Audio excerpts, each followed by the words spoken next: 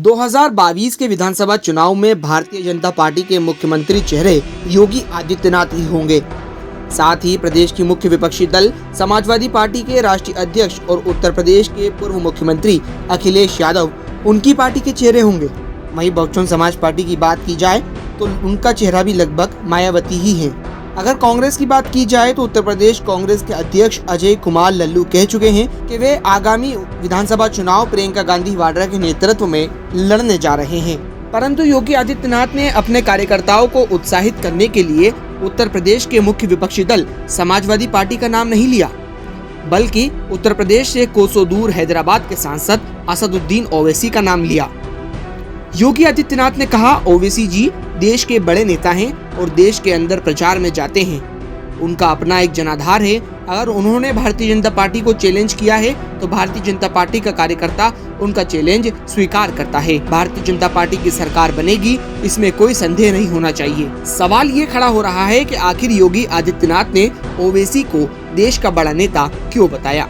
Bharatiya Janata party की राजनीति पर बारीकी नजर रखने वाले पत्रकार प्रदीप सिंह इसका जवाब देते हुए कहते हैं कि बीजेपी को ये मालूम है कि किसी भी हालत में मुस्लिम वोट उनको नहीं मिलने वाला है। उसकी कोशिश ये रहती है कि उस मुस्लिम वोट बैंक में डिवीजन हो जिससे उसको फायदा मिले। उत्तर प्रदेश में भी अभी तक होता यह रहा है कि वोटों का बंटवारा बसपा और सपा में होता है। अभी जो स्थिति बनी है उसमें लग रहा है कि समाजवादी पार्टी को एक मुश्त मुस्लिम वोट मिलेगा। ये बात बीजेपी समझ रही है। ऐसे में वोट डिवाइड करने वाला फैक्टर ओवैसी बन सकते हैं। तो ओवैसी को अगर बड़ा करके दिखाएंगे तो मुस्लिम मतदाताओं में कंफ्यूजन हो सकता है। प्रदीप सिंह के मुताबिक भारतीय जनता पार्टी 2020 के विधानसभा चुनाव में भी यही करना चाहती है। बीजेपी चाहती है कि मुस्लिम वोट बैंक भले ही उसे ना मिले, लेकिन वो समाजवादी पार्टी को भी ना मिल पाए। उत्तर प्रदेश में मुसलमान वोटरों की संख्या करीब 19% है। 100 से ज्यादा सीटों पर वो हार या जीत तय करने की स्थिति में बताए जाते हैं। लेकिन बीजेपी ये देख चुकी है कि मुस्लिम वोट बंटने पर उसे सीधा फायदा होता है।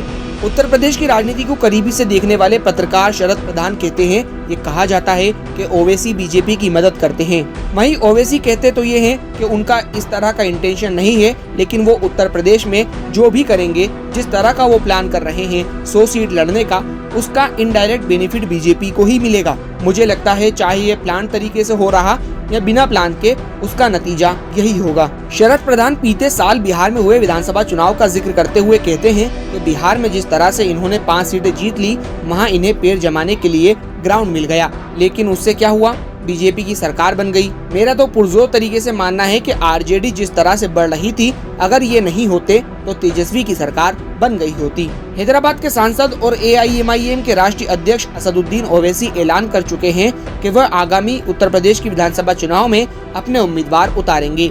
इसके लिए उन्होंने बकायदा उत्तर प्रदेश में ओम प्रकाश राजभर की सुहलदेव भारतीय समाज पार्टी के साथ मिलकर भागीदारी संकल्प मोर्चा बनाया है और 100 सीटों पर उम्मीदवार उतारने का ऐलान भी किया है। ओवैसी के 100 सीटों पर उम्मीदवार उतारने के गणित पर प्रदीप सिंह कहते हैं कि ये उनकी एक सोची समझी रणनीति है। प्रदीप सिंह बताते हैं वो 100 सीट लड़ रहे हैं, ये ज्यादा अच्छी बात है। उनके पास 400 कैंडिडेट नहीं है। अगर वो मुस्लिम बहुल इलाकों पर ही ध्यान लगाते हैं तो उनका भी काम आसान हो सकता है और बीजेपी का भी काम आसान हो सकता है। इसमें दोनों का फायदा है। बीजेपी ये सोची समझी रणनीति के तौर पर कर रही है।